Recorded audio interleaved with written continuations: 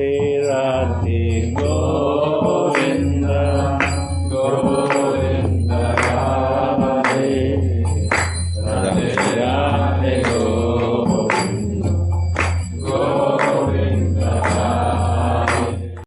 Jai Shri Radhe, Jai Radhamohan, Jai Gurudev. Dandavats to all the chosen few on Gurudev's request. And by his mercy, we continue our reading of Manah Shiksha by Raghunath Goswami with the nectar commentary by Anantadas Babaji, together with many others. We always start, and I think I always will start, by remembering the sweetness of the whole idea of a Manah Shiksha. Who would begin to think about having a nice little conversation with your mind, calling your mind your friend, and trying to encourage your mind to collaborate. In a way, every day when we're doing our bhajan and struggling to keep our attention focused, then in a way we're all making a Manah Shiksha, lessons to the mind. Sometimes the lessons are a little bit strict. Stop that monkey mind, please. And sometimes the lessons are a little bit sweeter, like they are here with Raghunath. But the main starting point is that the mind is Krishna's subtle energy, located between the material energy, the Maya energy, the Maya Shakti, and the internal energy, which is pure soul, lies the subtle energy, which is a mix. So we are material beings, but we are jivas, so we are also inhabited by pure spiritual energy, the internal energy of the Antaraga Shakti. And in between these two is kind of a negotiator, which is the mind. The mind is a negotiator because it takes our material experiences. For example, I can smell the incense with my nose, or I can taste the prasad with my tongue, or I can hear your voices and see your faces. These are material inputs that come through light waves which vibrate the air, or particles through the air. They come through material sound waves and so on and so forth. But our mind translates them for us and makes them, in a way we don't understand very well, available to our spiritual perception. So in this very strange in-between existence we have as jivas, as material beings, nonetheless in possession of a soul, the mind plays the key role. The mind cannot perceive spiritual inputs. The mind can only perceive mental input, physical, material inputs. And yet we can have an experience of spiritual sensations through the mind. And the point we'd gotten to in some way in the last two shiksas, the last two teachings, was that we have to try to purify the mind, to clarify the mind, to clear away not only the material senses that come into the mind, the material perceptions that come from our material senses, but also the material mental issues that we get stuck with, the arguments we had with our boss, or the desire we have to go for a car ride, or the disappointment we might have with the grade we got on the last test at school. These are all subtle perceptions which are distracting us from the spiritual ones.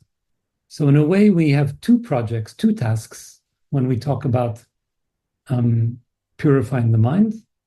The one is to clear away material perceptions, so not focus on sight and sound and smell that comes from material world, but also to calm the mind, calm the movement of the mind in material thoughts about our material world, thoughts about arguments and contradictions and conflicts in our material lives.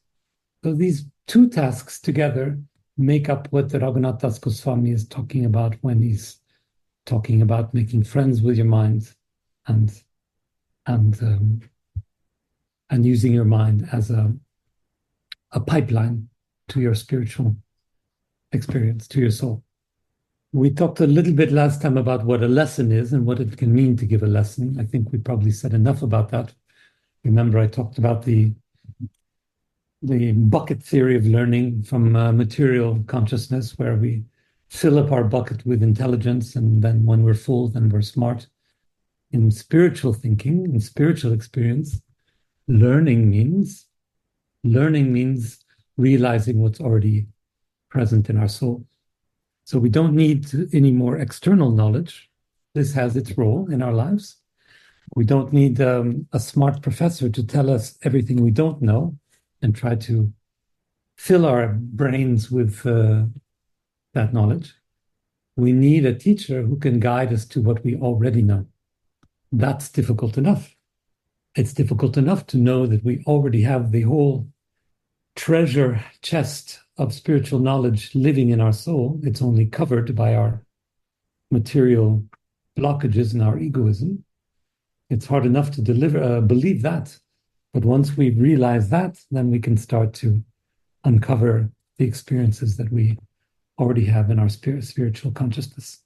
So that was last time. The basic principle behind it all is that the human soul, the soul of the jiva, just like the soul of every other jiva, is a little part of the soul of the divine. It's identical in quality, but it's different in quantity. So the soul, our soul, is exactly like the soul of God, only it's much, much, much smaller. So we talk about the sparks from a fire. If God is the fire, then our soul is the spark. Or sometimes we talk about the sun rays. If God is the sun, then the sun rays are our soul. But the point is that everything there is to know about everything in the real world is already lying asleep, for the most part asleep, in our souls. And the path to realization is not a path outward to some faraway God who's going to tell us, like a grumpy old professor, what we need to know. The path is inward, clearing away and revealing to us the things that we already know, because the soul of the divine has already been planted within us. Last time, then, we finished the second teaching, the second shiksha. And then on Gurudev's request, we had a bit of a detour to the Adi Lila. Gurudev was very interested in us hearing about the three components of the divine, the three components of God, or the three, I guess we should say, aspects or qualities of God, which are, for the reasons I just said, also the three qualities of our soul, because we are a little part and parcel of the divine. And that's nice. It's always good to understand this, but it's particularly good because, as you'll see in a moment, this will help us to understand what is being said in the third shiksha, the third teachings. To remind you, the three aspects of the divine are Brahman, so the impersonal truth, the reality, material reality of everything that is. In a bit more philosophical way, we can say being itself. The second is Paramatma. We translate that as super soul, which means that, just like I was saying a moment ago, a little bit of the soul of God is in us. So that little bit of soul is called Atma. And then the aggregate soul, the total soul of all souls, is called the super soul, or the Param Atma. So this idea that a little bit of God is everywhere in us. So Brahman, impersonal God, everything there is, it's just the divine. And since we are part of everything that is, we are also part of the divine. Secondly, we are a little bit of the soul of God. We are Atma in the Paramatma. And then thirdly, and most importantly for Bhakti, is Bhagavan, what Srila Prabhupada made famous by translating the personality of Godhead, the part of God that has qualities very much like human qualities. And then I tried to suggest 5 different examples of these qualities, and maybe it's helpful for me to repeat them very quickly. The one was that God has personal relationships. So God has a personal relationship to devotees, to other gods, to other demigods, to sadhus, to acharyas, and so forth. So only by having personality can God have personal relations. So the fact that God is Paramatma and we're Atman doesn't mean we have a personal relationship. And the fact that God is Brahman, total reality, doesn't mean that we have a personal relationship. But in the very special conception of Bhagavan, God can be like a father to some, or can be like a child, or can be like a friend, or can be like a boy. All of things that we can relate to with our jiva souls. We can have a relation to that. We can feel what God feels in that sense. We can understand because we've had that experience, or we know someone who's like that. So the fact that God has a personal relationship or personal relationships with many is the strongest quality of the personality of God. And wherever there's a personal relationship, there's feeling. So because God is a personality, because God has personal relationships, that means that there's feeling flowing between God and the one, the soul, that God has a personal relation to. So this is the place where devotion happens, where love is flowing, where friendship is flowing. All of these emotions come through that personal connection, which is completely unique for impersonalists. So those who believe that God is impersonal, has no personality, or those who are Mayavedas, who think that God is only reality itself. So, and the second way that God has a personality is through his different, or her different qualities, the different ways the divine acts in different situations, like a sense of the good, a sense of the beautiful, a sense of justice, a sense of wisdom. So we can relate to these because we have these feelings, experiences in our own hearts. For that reason, once again, God appears as a personality. Thirdly, God has different forms in different contexts. God appears differently. We talk about murtis, the different forms. So not only does God appear in different avatars, different incarnations, like Ram, like Vishnu, like Shiva, and so on and so on. There are many, many. But we have different relations to these different manifestations. And so there's a personal relationship that we have to God. The fourth way that God has a personality is through the strange things that he does, the strange and wonderful things. I'm not making fun. Through the Leelas, through his pastimes. The Lord does all sorts of sweet and wonderful and sometimes strange pastimes throughout his life. And in this way, teaches devotees, but above all, keeps a personal relationship with devotees. And finally, the fifth, and maybe it's the summary of all of them, is the emotional connection, the bond of devotion. God loves his devotees, and devotees express their understanding of God through devotion.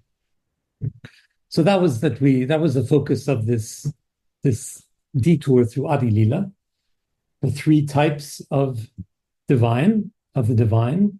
The greatest of these is Bhagavan, the personality, and then we talked about these different ways that personality can be seen. So we move on. We move on to the third Shiksa, the third teachings.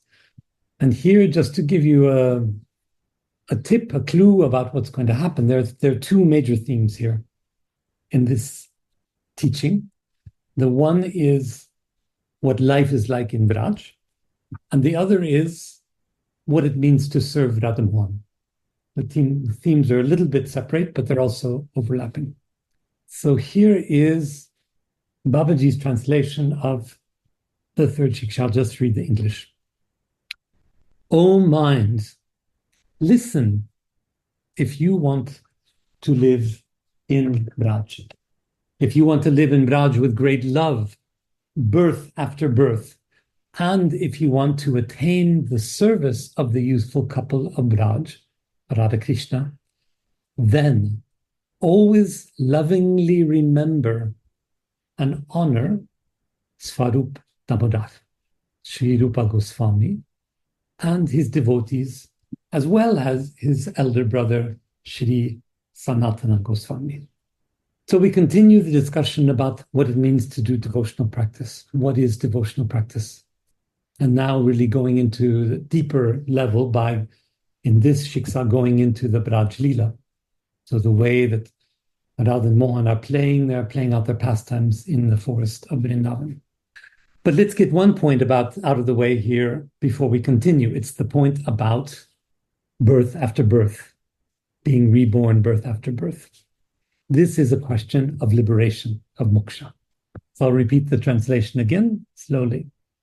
O mind, if you want to live in Vraj, and this means in spiritual consciousness, with great love, and this means in the most complete love, the love of Krishna through the service of Radha, birth after birth, that is in eternity, and if you want to attain the services of the youthful couple of Vraj, Radha Krishna, then always lovingly remember and honor these three, or all the devotees, the associates of Chaitanya Mahaprabhu, and then he names Svarup Damodar, Rupa Goswami, and Sanatana Goswami, and the other devotees. One very important point, like I said, is this point about liberation. Because Rupa Goswami, Raghunath Goswami says, if you want to live in Braj in eternity, and eternity means that you maintain your spiritual form, you maintain your spiritual existence, you don't dissolve into God, into the divine, like the impersonalists would say. So the Maya Veda philosophers, the impersonalists, like the Buddhists, they say that liberation, the highest form of being we can take at the end of life, if we reach the end of our spiritual path, if we purify ourselves and are virtuous and carry out all the spiritual practices that are required, then we will reach liberation, moksha, which means that we become one with the divine. We dissolve into God like a sugar cube into a cup of tea. We're still there, but we dissolve, we disappear into the infinity of God, and all our experience ends. There's no more experience. There's no more personal experience. There's no more devotional experience. There's no more relation at all. This is the impersonalist conception. The bhakti conception is completely opposed to this, completely different. The bhakti perception says, quite reasonably, I think, well, if this service to Radha Mohan, to the divine couple, is so wonderful, why don't we keep it going forever? And that is what happens in the bhakti conception of liberation, moksha. So for bhakti or Gaudiya Vaishnavism, coming to the end of the spiritual path with a purified heart, a cleansed soul, fully realized, fully transcended in our consciousness, means that we leave the body, the soul leaves the body, and is transferred to Goloka Vrindavan. It's transferred to the Vrindavan forest, where this spiritual devotion goes on forever. And the happiness that we have there never ends. So, to contrast, in the impersonalist idea, conception, devotional service ends, we become one with God. In the personalist, in the bhakti conception, attachment to the spirit, the material body ends, but we continue our service as manjaris, as servants of Radha Dasi in Vrindavan Loka, Goloka, in the spiritual world.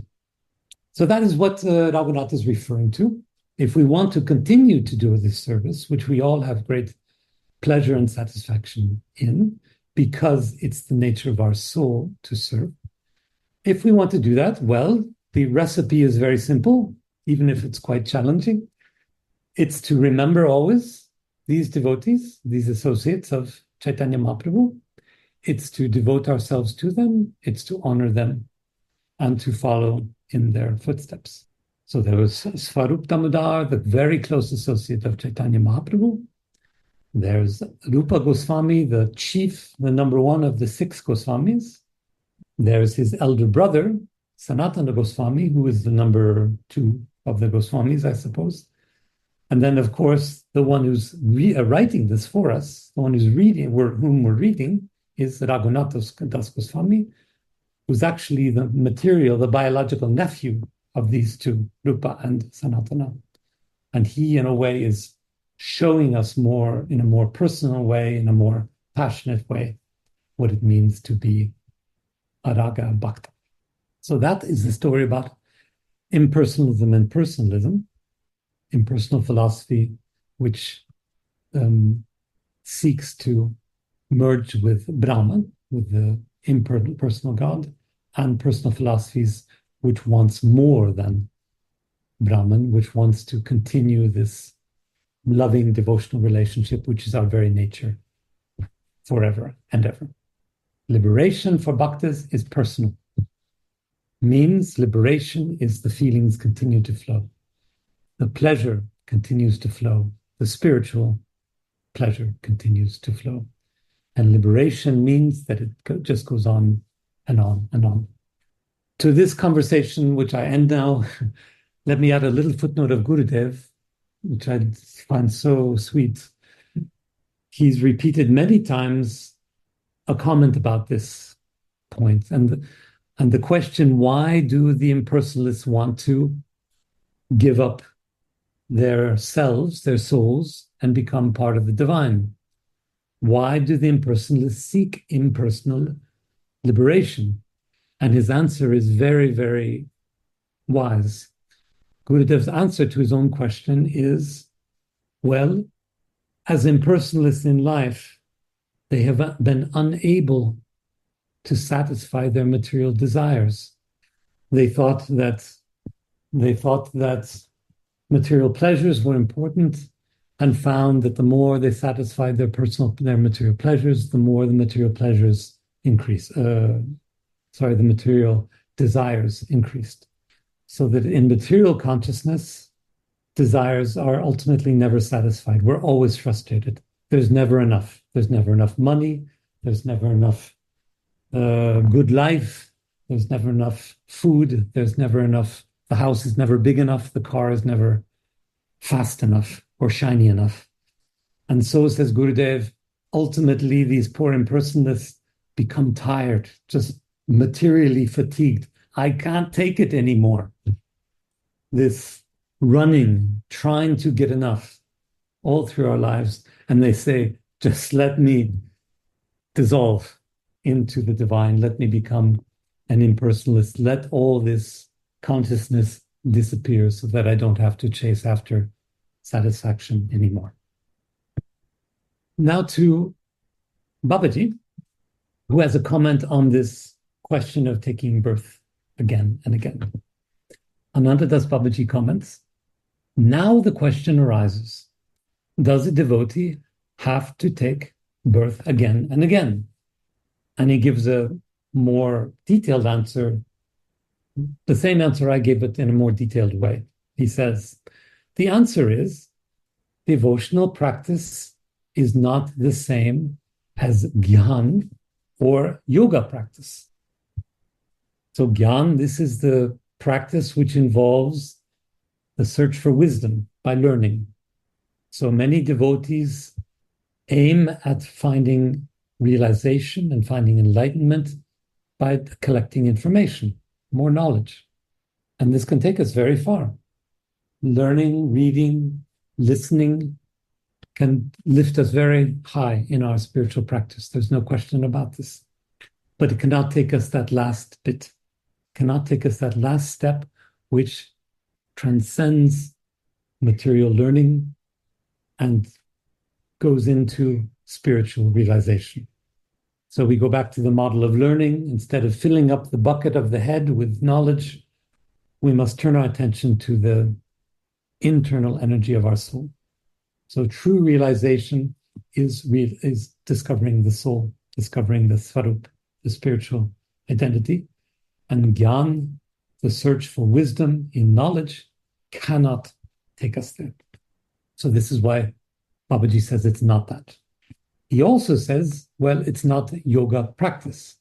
So the idea of carrying out rituals, practices to do good things for others, for society, for oneself, for one's loved ones, this is also can raise us to a very high level, but it cannot let us take this final step, which is to direct our attention to our own Svarup, to our own identity, and find out that the realization of the divine is there. So the two, we could say, most famous or most popular paths towards realization, says Babaji, cannot take us there. Prabhupada often says the same thing, writes the same thing. And what's the alternative? Now I read Babaji again. The practice of bhakti is sweet, and its resultant perfection is also sweet. So the difference between reading all the books and doing all the good deeds, Gyan and yoga practice, is that bhakti has sweetness, madhurya. And there's something that sweetness cannot, there's something in sweetness that Gyan and yoga cannot give us. And it's something that we cannot put into words, cannot put into books or into actions. It's something that lies in our hearts. Sweetness is not something. It's not substance. It's not content. It's not an idea. It's not a thought. It's the softness of thoughts. It's the softness of our experiences. It's the delicateness of our memories. So it's not about the thing itself that might be in our minds or it might be in our actions. It's how this knowledge, these actions have to them a very special quality, which is called sweetness, which allows them to be touched, which allows them to be relished, allows them to be enjoyed. This idea, this word sweetness can be applied to anything, as long as there's an experience there. We can talk about the sweetness of a what should I say? The sweetness of a sunset, or we can talk about the sweetness of a meal. We can talk about the sweetness of a story. We can even talk about the sweetness of something so material as a car, if we focus on the way that car touches gently our heart, so that it's not the car itself, the beauty, the color, the shine, the speed, all that, but the way it touches us with a kind of depth, a kind of indescribable experience. This is sweetness. Something that's very fragile and yet very strong. Something that's very vulnerable, but at the same time, the very foundation of our souls. So sweetness, this is really to meditate. I invite you to meditate on what sweetness is. And the sweetest of all in bhakti is, of course, conjugal love. Of all the different rasas, the different moods of love, there's a scale of 9. The highest, you might remember, is called Madhurya Ras. The flavor, the taste, the feeling of conjugal love. That kind of softness that can only be there between two souls that are extremely intimate with each other, who are so, so close that they can experience the strength of the fragility of their own emotions. That's why it's called sweetness. That's why it's called the mellow or the mood or the flavor of sweetness, because it's both extremely strong and extremely soft. And that's the state of the soul in its most pure sensation. Babaji continues. The experience of sadhana bhakti, bhava bhakti, and prem bhakti are to some extent included in each other. Here too, there are 9 different kinds of bhakti. We don't need to talk about them all. But among the most important ones are these 3, sadhana bhakti, bhav bhakti, and prem bhakti. And so Babaji wants to say something about how, hello again. So sadhana is kind of an intersection between the mind and the soul. So it's activities, spiritual activities that we carry out with a strong reliance, a strong basis on the mind. The mind makes us sit down and do a bhajan. The mind makes us go to temple. The mind carries us, helps us to remember the verses of the last song, the last prayer we're doing, and so on and so forth. Then next and higher is bhav bhakti. Bhav, of course, means mood or feeling or emotion. And this is a higher level of emotional evolution, where here it's the feelings that direct our attention. Still with the mind is still there, but we surrender more to our feelings and follow our feelings.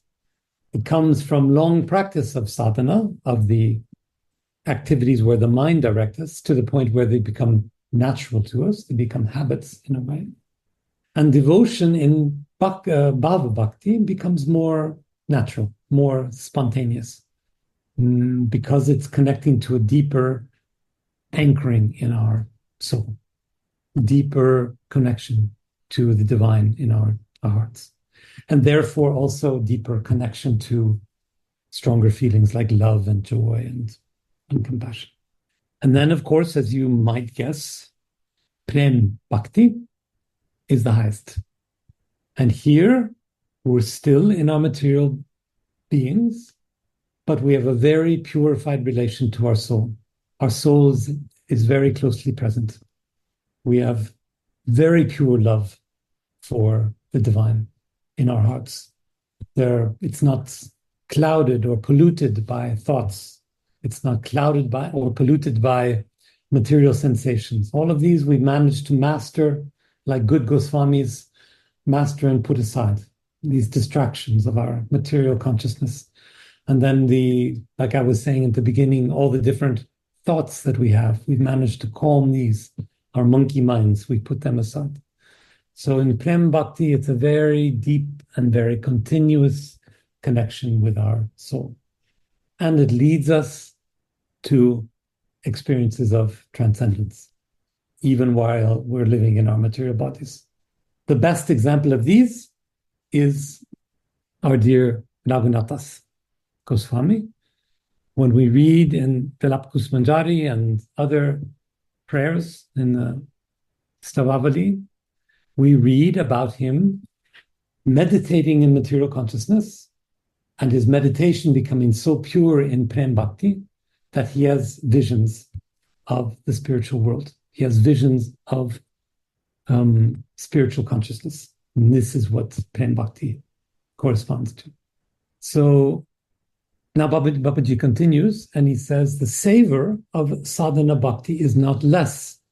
So when we're in the lower forms of consciousness, we can savor, we can relish, but the spiritual purity is not at the maximum. Yeah.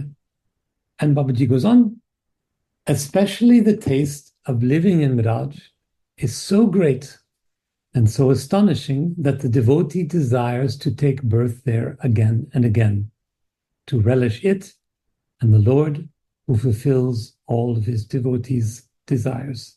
The Lord also thinks, let my devotee savor the nectar of living in Vraj. So we covered already the way that personal experience of the divine brings us to eternal life in Vraj. But here now, Babaji is explaining in a way how it comes as a kind of mercy from the Lord. Once we've purified our soul, once we've cleared away the rubbish in our minds, once we've cleared away all the action, the movement of our intelligence, then the Lord can see clearly our soul. Our soul is open and exposed, and even we could say vulnerable. And so the Lord welcomes us, is happy to see that we've reached this point and that we will be with Radha Mohan eternally in Vraj. Yeah, enough said. Babaji continues. The devotee humbly thinks that he doesn't have any devotion and prays as follows. So the devotee, many devotees like us who are frustrated or trying to find our way and having trouble or not going fast enough, this is what the devotee prays. And this is a prayer, from the Vishnu Purana that Babaji cites. It's a prayer called the Prahlada. It's a famous prayer in Hindu philosophy, in Hindu mythology. And Prahlada is a devotee of Vishnu in the Puranas.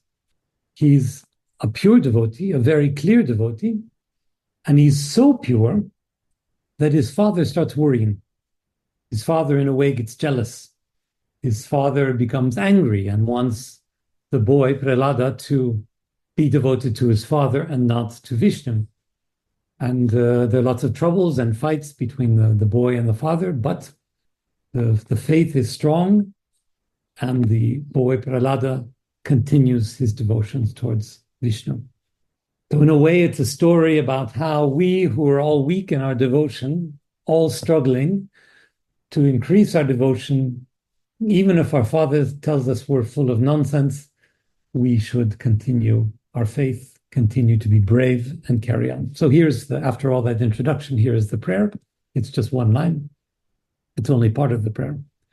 O Lord Achyuta, may I have unflinching devotion for you in all the thousands of births I may still have to take. So Prahlada says that even though his father's giving him trouble, and even if he doesn't find perfection in this life, he promises devotion to Vishnu through as many rebirths as it might take. And Prabhupada now explains, the devotee humbly thinks that he is so sinful that he will have to take many births more in the material world, in different species. But it doesn't matter to him, as long as he has devotion in his heart. So Babaji cites this as a lesson to us, if you like, that no matter how many births we might have to take, and I personally am sure that I'm going to become a Mungar Mandir monkey in my next birth, nonetheless, I should stay on course, says Babaji, that stay on the goal, stay focused on where I want to go, and as long as my devotional service is increasing, my relation to the divine is increasing, then the Lord will be pleased and liberation will come ever closer with every step. So now Babaji comments what Raghunath is actually saying in this verse. And he says this, Sri Raghunath Das speaks here about living in Miraj with love, birth after birth. How beautiful is the picture of living in Miraj with love. And he goes on, Shri Rupa Goswami, Shri Sanatana Goswami, and Shri Raghunathas Goswami, who showered themselves with tears of love while feeling anxious separation from their beloved deity, are the best examples of how to live in Braj with love. Mm-hmm. Once again, the three are part of the same family.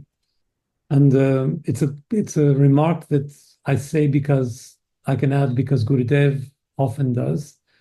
The three of them are linked very closely for another reason.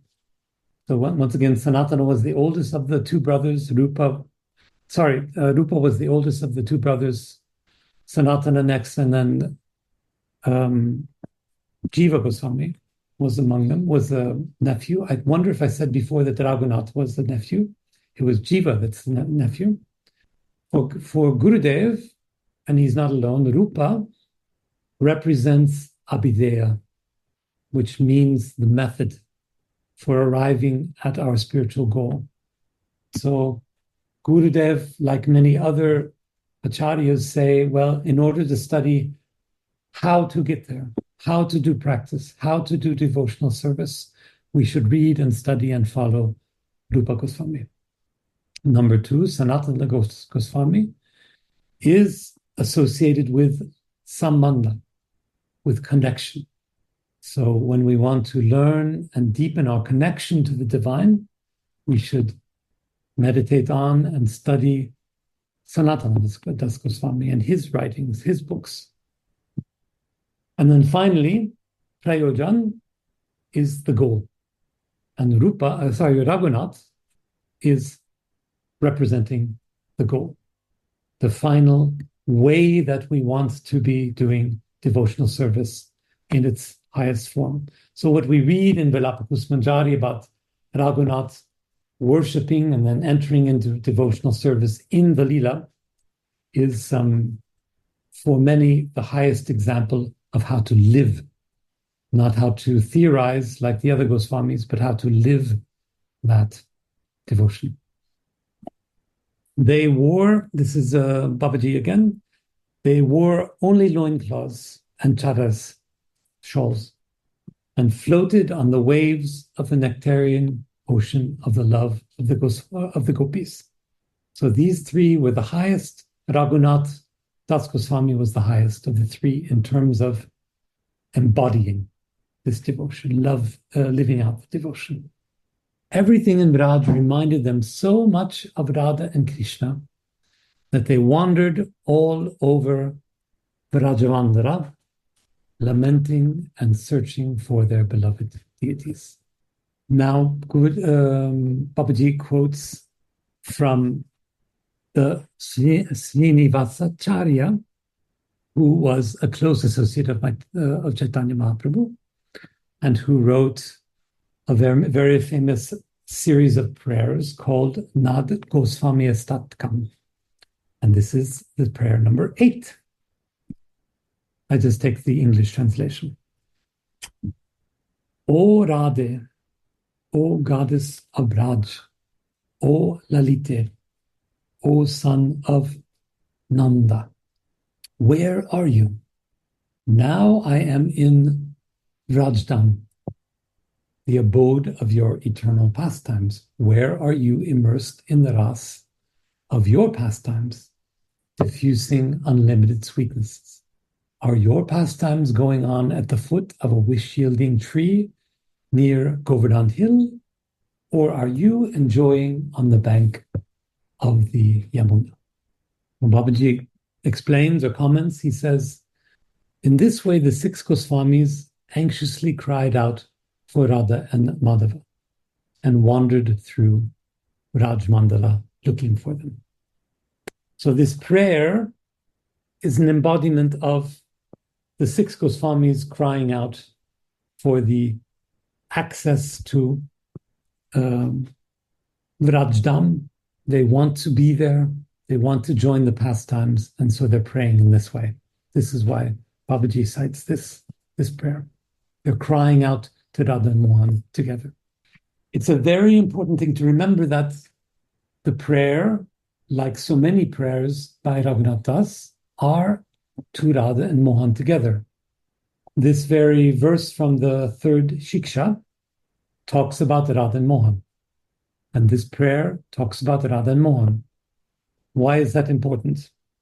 Well, in bhakti practice, we don't pray to Radha, we don't pray to Mohan, we pray to Radha Mohan. We pray to their relation. We pray to Chaitanya Mahaprabhu, who was the embodiment of their relation. In other words, we don't need another opulent God. We don't need another 4-handed Krishna. We don't need to replace the Krishna with Radha. We need to replace this idea of God the King with an idea of God as a loving relation.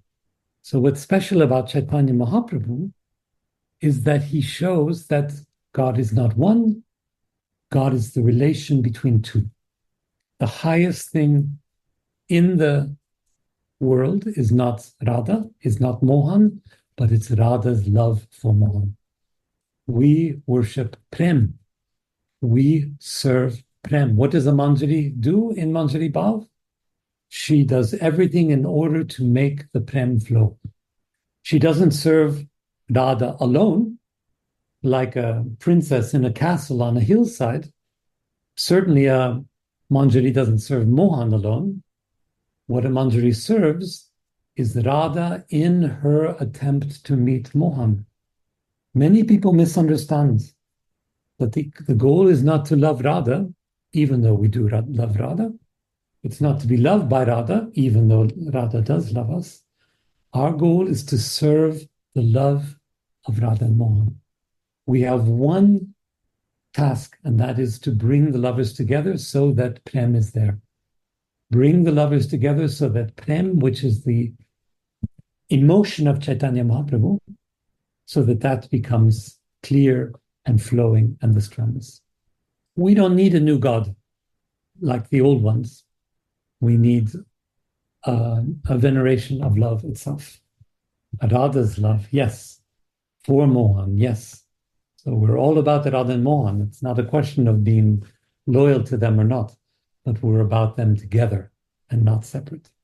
And to this then, Babaji says, I offer my obeisances unto these 6 Goswamis. And to show this mood, now Babaji is citing a song by Narottam Das Thakur called Parthana Gitika.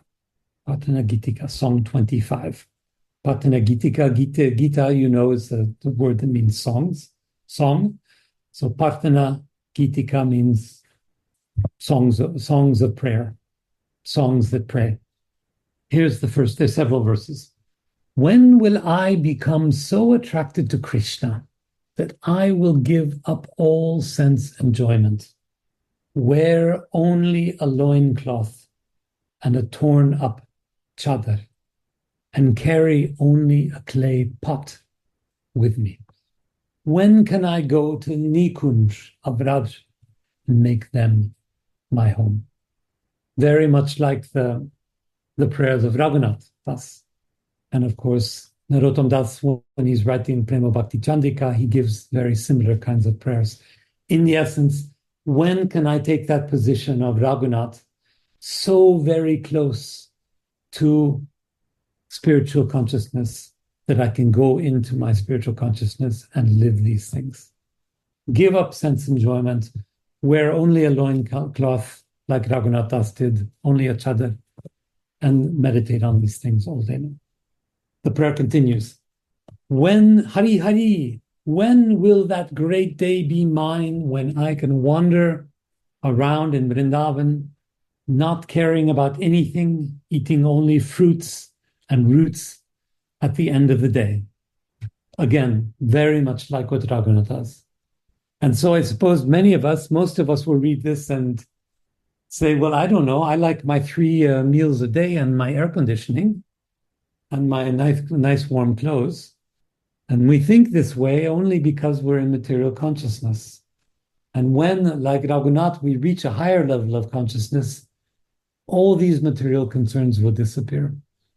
We'll think of nothing else but spiritual matters. We'll only want to hear spiritual songs. We'll only want to hear spiritual music. We'll only want to hear about the pastimes. We'll only want to read the books that tell about these things. He continues, the prayer goes on. I will eagerly take a bath in the cool Yamuna water, and in great loving ecstasy, I will raise my arms and wander all over Vrindavan, crying out, Krishna. I will soothe my burning heart by seeing Radha and Krishna's meeting place, and I will roll around there in great loving ecstasy, crying out, where are you, O Radhe, Queen of my heart, O Lord Girivaradhari, where are you?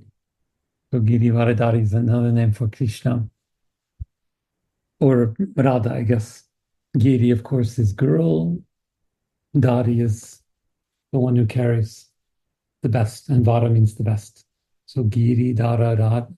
Giri, Vara, Dari is the girl with all the greatest qualities.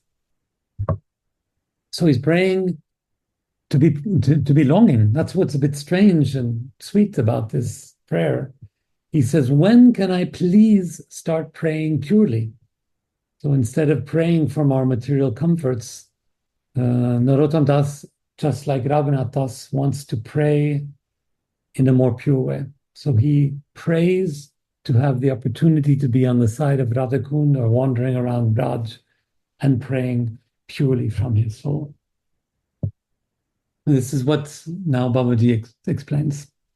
This is a sweet picture depicting how the devotee lives in Braj with anurag, deep love. According to the experience of the acharyas, this condition is even more relishable than directly meeting the Lord himself. So this is a quite remarkable line. We've heard this before in other contexts. I repeat, this is a sweet picture depicting how the devotee lives in Braj with anurag, with deep love. According to the experience of the acharyas, this condition is even more relishable than directly meeting the Lord himself. So we mustn't think that the highest pleasure, the highest goal is to be together with Radha Mohan. The highest goal of bhakti is to long for that, not to be there, not to end the journey, but to realize the journey as a goal. The journey itself is the goal. So in bhakti, this longing is the highest feeling, the longing which is deep love, anurag. We are never completely ending this longing. We mustn't think like many do, many of our brothers and sisters, that, once we get ourselves to Braj, then we'll be in the forest with Radha and Mohan, done, we're there. We can finish. No more longing, no more desiring, no more needing, no more relishing. No, love in separation is the norm. It's not just a bad situation we hope to get over. Love in situation is what Radha lives every day, almost constantly. I say almost constantly because sometimes she's together with her Mohan, but almost all of her day is filled with longing. This is the highest state of the bhakta, to long. Not to have, not to be, but to long. If we had everything, it would be just like being in Brahma, dissolving into the absolute. There'd be nothing more to want for. There'd be no other experience to have. The experience of bhakti is the experience of desiring, not the experience of having. A very, very important point that comes up many times in our readings, but it's difficult to realize. Our model is Radha, and she's desiring all day long. She does nothing else. She's thinking about meeting up with Mohan. The only reason she separates is so she can start desiring again. Desire is the norm, not unification. Now, Babaji again. The word saragam can also mean to live in Braj together with other Raganuga devotees. So saragam is another way of saying love in attachment, but we're seeking Raganuga, love in longing. And this, Babaji says, in terms of Ragatmika devotion. He says, the devotion of Krishna's eternal associates in Braj, the devotion of Krishna's eternal associates, the ones we want to be, remember, in Braj, is called Ragatmika Bhakti. And devotion in allegiance to them is called Raganuga Bhakti. And this you've heard many times, but we can remind it that Raga means passionate love. Anu means to follow continuously, to follow after. So Raganuga Bhakti is love that is flowing like a stream endless stream. I'll come back to this word ragatmika in a minute. It's very important too. So now a citation from Chaitanya Charitamrita, Madhya Lila. Devotion full of rag, deep love, passionate love, is called ragatmika devotion. Any fortunate soul who becomes greedy for such devotion after hearing about it will follow the mood of the inhabitants of Vraj without caring about scriptural injunctions or logical arguments. Such is the nature of Raganuga Bhakti. So Raganuga, we say, is spontaneous. It comes without any cause. We can't argue it into being. We can't command it into being. It just comes. It just comes without, as a surprise, without planning, without expectation. And this experience, the experience of this Raganuga mood, is the experience of a passion, of an attraction, of a desire, of a longing. Something's pulling us. That's what Raganuga means. Something pulls us. Something pulls our hearts. This is what love is, isn't it? I'm sitting here minding my own affairs, and something's pulling right out of the middle of my chest, like a rope is tied to it. I'm being pulled. It's attraction. There's energy there, like a magnet. There's energy there, pushing, pulling, dragging me out, dragging me towards someone else, dragging me towards some other place. This is what love is. Love isn't a place of peace. Love isn't a place of, oh, I've got everything, I don't need anything, my heart is full, I'm satisfied in all my senses. No, love is something saying, oh, I want. Take me there, take me away, take me to that thing, to that man, to that woman, to that soul that I want. So there's an energy there. Again, I want to change your mind in this argument. I want to change your mind about what love is. Love is not just like a cup of hot chocolate, which is so wonderful and perfect and satisfying. It gives us everything. No, love is pulling. Love is dissatisfying. It's saying, this, I want something else. I want something more. It's energy.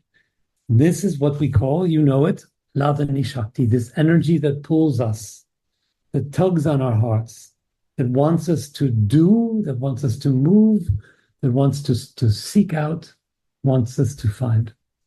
And this kind of devotion is called Ragatmika. So now we get a citation from Bhakti Rasamrita Sindhu, this theoretical book of Rupa Goswami.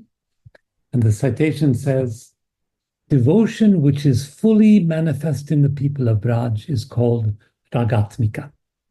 And those who follow in their footsteps are called Raganuga devotees. So Raganuga devotees, this we understand. We hear about it every day in our readings and our discussions. It means people who have this constantly flowing passion, this love. But the Ragatmika says something very special and very different. Not very different, but different. Ragatmika, you hear in there, rag, passion, love, and you hear the word Atma, don't you? Atma, soul, self, what I am, who I am. So Ragatmika, a sevika is someone who is here to do service. A Ragatmika is someone who, by their nature, by their soul, by their self, is in passionate longing, passionate love. So it means that this love didn't just come to me and hit me and I'm in love, I fell in love. It means this is a part of who I am. It's my natural self to feel this feeling. It's a natural part of my natural self to long this way. So this energy that I'm feeling, this longing, this wanting, this desiring, it's not something that came to me when I met the beautiful guy or the beautiful girl. No, it's something that was in me already. It was part of my soul. It was part of my Atma. That's why I'm a Ragatmika. I was always this. It's my soul. I was never not Ragatmika. So all this to say that you and I are born and have always been, and will always be passionate, devoted lovers. And everything that's the only thing that's standing between us and that feeling is our material coverings, the coverings of our attachments to things, the coverings of our attachment to the ego, the covering of our attachments to thoughts and reasoning and logic and so on. What does Ragatmika look like? The passionate soul in real life? Well, mercifully, fortunately, we have an example. We know who that is. What's his name? Her name? Chaitanya Mahaprabhu. Chaitanya Mahaprabhu is the perfect example of Ragatmika. Chaitanya Mahaprabhu is the example of who we are when we are totally, perfectly, purely ourselves. If we were really being ourselves, clearing away all the rubbish and all the covering and all the egoism, we would look exactly like Chaitanya Mahaprabhu. It would be quite boring. There would be 1,000 Chaitanya Mahaprabhus running around. Chaitanya Mahaprabhu is pure love in his soul and one who's wearing that on his outside. It's so pure. There's no material blockage, no ego in Chaitanya. There's only this pure love as soul. He is an example of what our soul as love looks like when it shows itself. We're exactly the same, we're just all covered up. But he's that pure emotion, that pure love of Radha for Mohan. And this is the way, let's see, what does our friend say, Babaji say? There's what he says. The Raganuga Bhakti is a vast subject, says Babaji, a vast subject matter. And one must learn it in all its details from one's spiritual master. Among all the kinds of Raganuga Bhakti, the sweet, amorous devotion to Shri Shri Radha Krishna is the most favorite in the Gaudiya Vaishnava tradition. Devotion, again, not to Radha, not to Krishna, to Radha Krishna, to their love. We are devoted to love, not to a god, but to a godly love. He goes on, therefore, Sri Raghunath says here, O mind, he's citing again the verse, O mind, if you desire the worship of the youthful couple of Braj by taking shelter of Raga Bhakti, then worship and remember Sri Swarup, Sri Rupa, and Sanatana, and all their devotees. So to be in Ragatmika, we must serve. We must serve this love, this prem, which is only waiting to flow between Radha and Mohan. Babaji goes on, Sri Raghunath Das Goswami is intrinsically an eternal Ragmatika maidservant of Raj. And the above instruction is actually meant for the practicing devotees in this world. We need to be like Raghunath Das. He's the model for us. He's the inspiration for us. And now comes mercy. Babaji says, Raga Bhajan cannot be attained without the mercy of the greatest Raganuga devotees. Therefore, it is called Kripaika Labhya, only obtained by mercy. He goes on, Srimad Rupa Goswami has written, again in Bhakti Rasamrita Sindhu, at the conclusion of his description of Raganuga Bhakti, Raganuga devotion can only be attained by the mercy of Krishna or his devotees. To put it a different way, the only way to attain Raganuga devotion is through the mercy of the devotees. But then we come back to this very difficult, prickly idea of mercy, also very misunderstood. And let me comment on that a little bit, and then we'll finish for the day. What does it mean We know that we can only get this devotion by the mercy of the devotees. But what does that mean, to get the mercy of the devotees? Most of us think, or many of us think, that mercy just means kindness.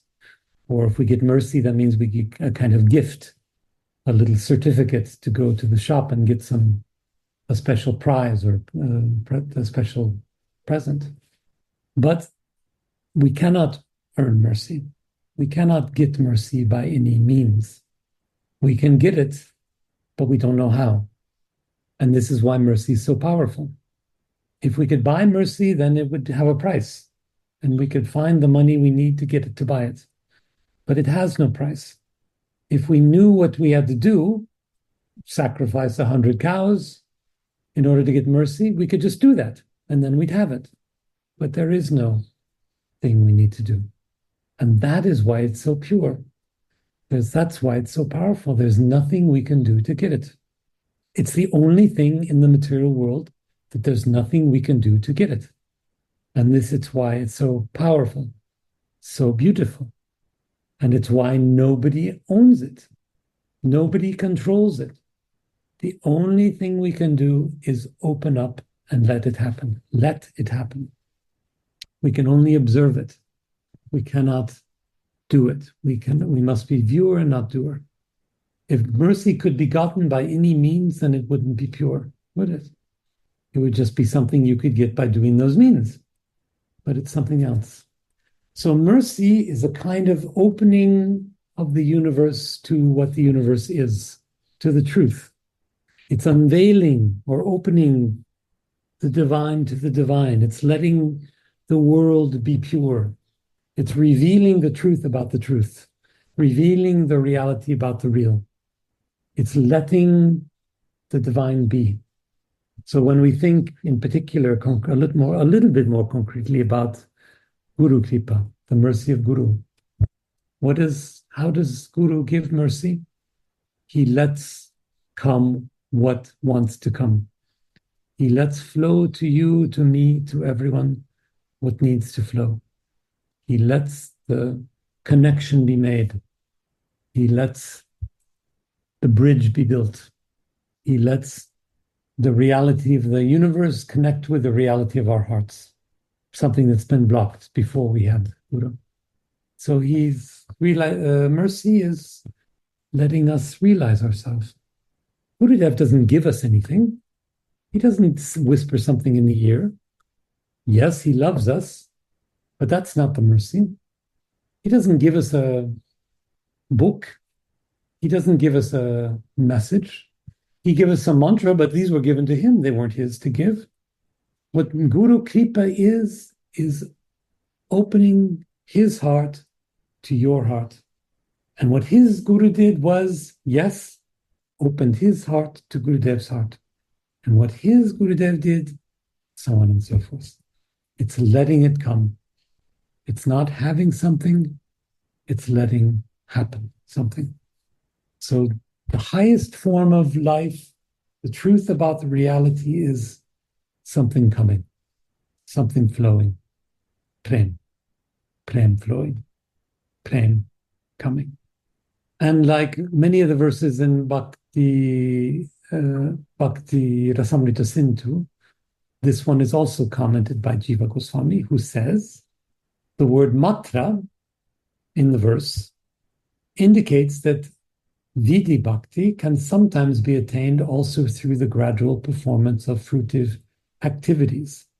But the Raga Bhakti can only be attained through grace. So if you're doing Vaidhi Bhakti, following the rules, you can sometimes reach your goal because you just follow the rules and then you've reached your goal. But Raga Bhakti requires something causeless to happen, and that is mercy.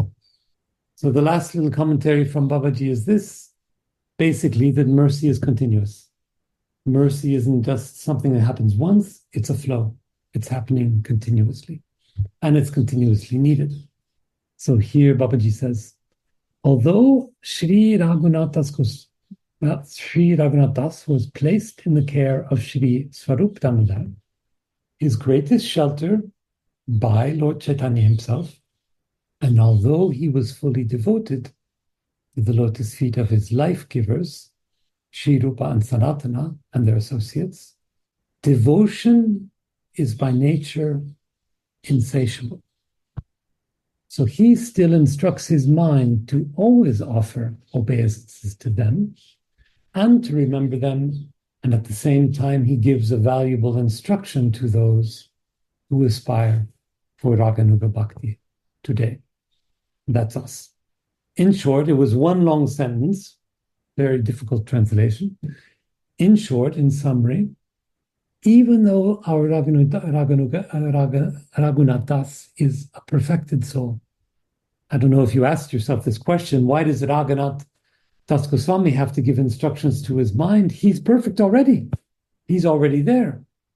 Well, he does it in order to show that mercy is continuous. It has to always flow. We have to constantly ask for it. And devotional service is a way of constantly asking for it. Our devotional service is non-stop, always continuing. There never comes a time when we said, up, done, finish the job, let's go home, for goodness sake, I'm tired. No, the devotion goes on and on and on.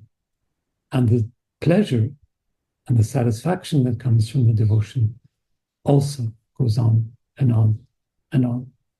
So there we stopped. That's almost, there's a repetition now of the teaching, but we can leave that aside for today. That's the completion of the third teaching. And so next week we'll carry on with the fourth teaching, which is about hearing and speaking nonsense. Good topic. We're experts. Thanks, everyone. Jai Shri Radhe. Nice to see your faces. Not so many these days. The best are there. Jai Shri Radhe. Radhe Radhe